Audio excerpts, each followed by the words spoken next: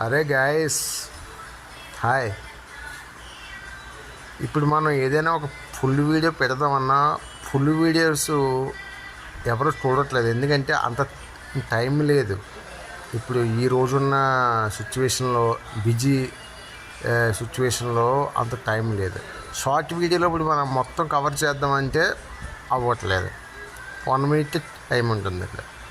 దానివల్ల నేను చాలా ఇప్పుడు ఇబ్బంది పడడం వస్తుంది. సో ఏదైనా కూడా నేను పాయింట్కి వస్తాను.